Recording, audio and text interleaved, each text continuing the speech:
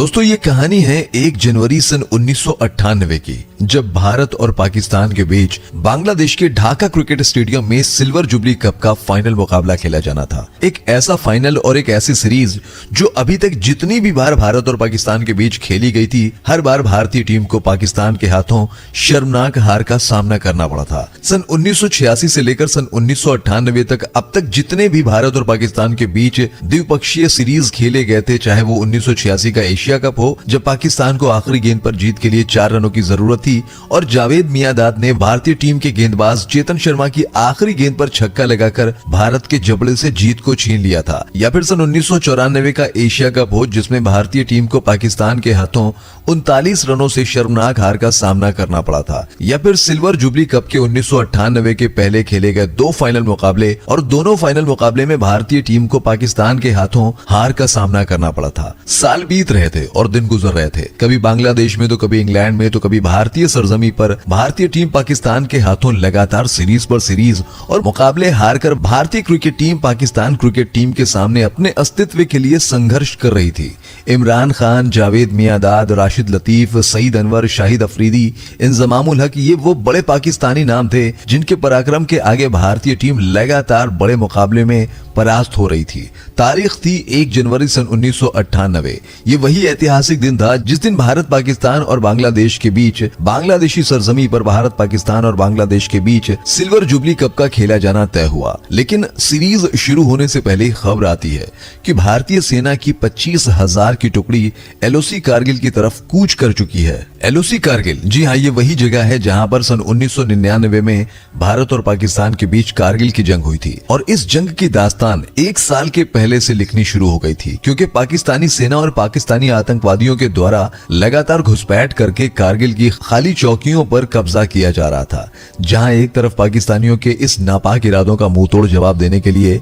भारत की सेना जंग की तैयारी कर रही थी, तो वहीं भारतीय क्रिकेट टीम के 11 जाबाज सिपाही भी पाकिस्तान को मुंह तोड़ जवाब देने के लिए एक ऐसी जंग की तैयारी कर रही थी जो पाकिस्तान क्रिकेट टीम से लड़ा जाना था। सिल्वर जुबली कप में बांग्लादेश के क्रिकेट के मैदानों पर पाकिस्तानी सेना और पाकिस्तानी आतंकियों के द्वारा लगातार कारगिल पर घुसपैठ और चौकियों पर कब्जा करने की नापाक इरादों से तंग आकर अब भारत का बच्चा बच्चा और सरहद पर जंग लड़ने वाले जवान और खेल के मैदान से लेकर राजनीतिक मैदान तक हर कोई पाकिस्तान से जंग के मैदान से लेकर खेल के मैदान तक पाकिस्तान से प्रतिशोध लेने के लिए बेताब होता जा रहा था। और ऐसे में जब भारत, पाकिस्तान और बांग्लादेश के बीच सिल्वर जुबली कप का आयोजन हुआ, तब एक तरफ जहां भारतीय फौज कारगिल पर पाकिस्तानी घुसपैठियों को मुंह तोड़ जवाब देने के लिए रवाना हो रही थी, तो वहीं दूसरी तरफ भारतीय टीम बांग्लादेश की सरजमी पर पाकिस्तान से क्रिकेट के मैदान पर होने वाले जंग में पाकिस्तान को मुंह तोड़ जवाब देने के लिए रवाना हो रही थी। तब भारत में तत्कालीन प्रधानमंत्री अटल बिहारी वाजपेयी भारतीय सेना और भारतीय क्रिकेट टीम के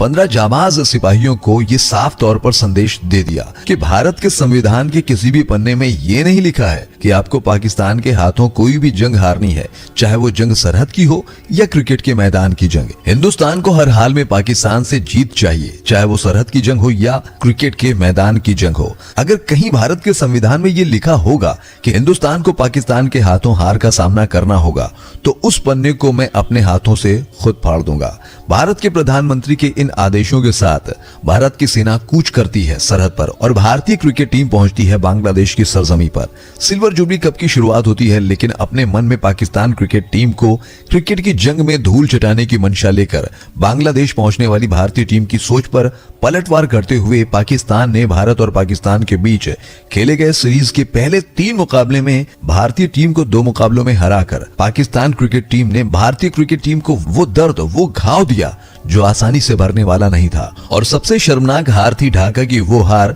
जिसमें भारतीय टीम पाकिस्तान के सामने 50 ओवर में महज 189 रनों पर ही ऑल आउट हो जाती है और पाकिस्तान ने भारतीय टीम से मिले इस 189 रन के लक्ष्य को महज 30 ओवर में ही हासिल करके भारतीय क्रिकेट टीम को पाकिस्तान ने बुरी तरीके से हराकर पाकिस्तान ने भारतीय टीम के जीत के सपने पर दर्दनाक प्रहार किया। पाकिस्तान से मिली ये हार इतनी दर्दनाक थी कि भारतीय टीम के साथ साथ पूरा देश उस रात सो न सका था। भारतीय टीम इस दर्दनाक हार और पाकिस्तान की भीषण जीत के बाद पाकिस्तान के तत्कालीन सेना प्रमुख जनरल परवेज मुशर्रफ का ये बयान भारतीयों के जले पर नमक का काम कर रहा था। परवेज मुशर्रफ ने पाकिस्तान की जीत पर भारतीयों के जले पर नमक छिड़कते हुए बयान जारी करते हुए कहा कि भारत के संविधान में पूरा भारतीयों को जंग के मैदान से लेकर क्रिकेट के मैदान तक हर जगह पाकिस्तान से मुंह की खानी पड़ी है। भारतीय टीम की इस शर्मनाक हार की वजह थी भारतीय टीम की बल्लेबाजी। भारतीय टीम के बल्लेबाजों में सिर्फ सचिन तेंदुलकर और भारतीय क्रिकेट टीम के कप्तान मोहम्मद अजहरुद्दीन को छोड़कर कोई भी भारतीय बल्लेबाज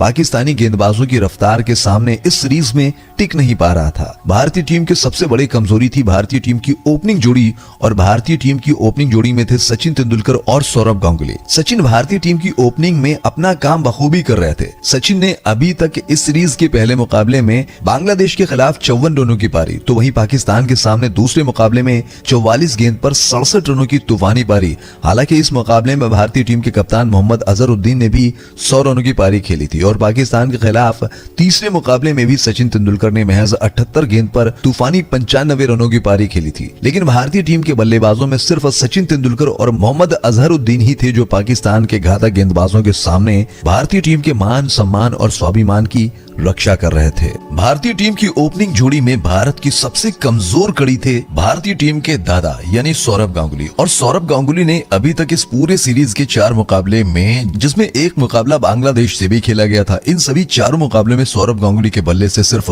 46 रनों की पारी ही आई थी, जिसमें इनका उच्चतम स्कोर था 26 रन। वो भी दादा ने 43 गेंदों पर 26 रनों की पारी खेली थी। 4 मैच और इन चारों मैचों में मिलाकर महज 46 रन। सौरव गांगुली के ये वही आंकड़े थे जो भारतीय टीम की हार की वजह बन रहे थे। ऐसे में जब इस सिल्वर जुबली कप का फाइनल मुकाबला 18 जनवरी को खेला जाना था, तो पूरे देश से बस एक ही आवाज आने लगी थी कि सौरव गांगुली को फाइनल मुकाबले में भारत की टीम से बाहर किया जाए, क्योंकि सौरव गांगुली की कमजोर बल्लेबाजी ही भारतीय टीम की हार की वजह बन रही है। भारतीय क्रिकेट बोर्ड और भारतीय चयनकर्ता लगातार भारतीय टीम के कप्तान मोहम्मद अजहरुद्दीन पर दबाव बना रहे थे कि भारत और पाकिस्तान के बीच सिल्वर जुबली कप में फाइनल मुकाबले में सौरव गांगुली को भारत की प्लेइंग 11 से बाहर रखें। लेकिन भारतीय टीम के कप्तान मोहम्मद अजहरुद्दीन को भरोसा था सौरव गांगुली पर, भरोसा था उस दादा पर जिन्होंने अपने डेब्यू मैच में ही इंग्लैंड की सरजमी पर 2 लगातार शतक जड़कर अंग्रेजों को उन्हीं के सरजमी पर खून के आंसू रुलाया था। भरोसा था भारतीय टीम के कप्तान मोहम्मद अजहरुद्दीन को उस सौरव गांगुली पर जिसकी एक हुंकार ही विरोधी टीम के गेंदबाजों के हौसले तोड़ जाती थी। और इसी भरोसे के चलते भारतीय टीम के कप्तान मोहम्मद अजहरुद्दीन ने पाकिस्तान के खिलाफ सिल्वर जुबली कप के फाइनल मुकाबले में एक बार फिर भरोसा जताया सौरव गांगुली पर। सिल्वर जुबली कप में सौरव गांगुली के लगातार खराब प्रदर्शन की वजह से सौरव गांगुली को खुद भरोसा नहीं था कि उन्हें भारत और पाकिस्तान के बीच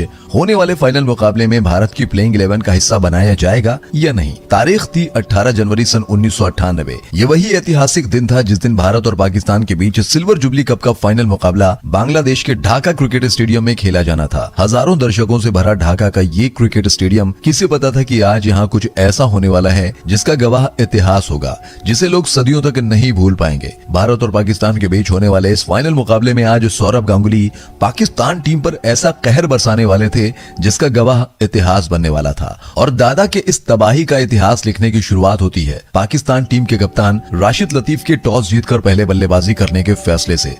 पाकिस्तान की टीम की तरफ से ओपन करने आए पाकिस्तान के खतरनाक खब्बू बल्लेबाज सईद अनवर और उनके साथ शाहिद अफरीदी। शाहिद अफरीदी और सईद अनवर ये वही पाकिस्तान ओपनिंग जोड़ी थी जो इस पूरे सीरीज में भारतीय गेंदबाजों के लिए सरदर्द बन चुकी थी, और वही दर्द एक बार फिर से भारतीय गेंदबाजों को देना आरंभ किया। इस फाइनल मैच में इन दोनों पाकिस्तानी बल्लेबाजों ने, सईद अनवर और शाहिद अफरीदी दोनों बल्लेबाज पहले ओवर से भारतीय गेंदबाजों पर प्रहार करना शुरू कर देते हैं और महज 4 ही ओवर में पाकिस्तान के स्कोर को 30 रनों तक पहुंचा देते हैं। पाकिस्तान के इन दोनों ओपनर बल्लेबाजों के इस भीषण आगाज को देखकर ऐसा लगने लगा कि अगर जल्द ही इन पर अंकुश न लगाया गया तो ये दोनों शुरुआत के ओवरों से ही इस मैच को भारत की पकड़ से बहुत दूर लेकर चले जाएंगे। लेकिन इसी बीच भारतीय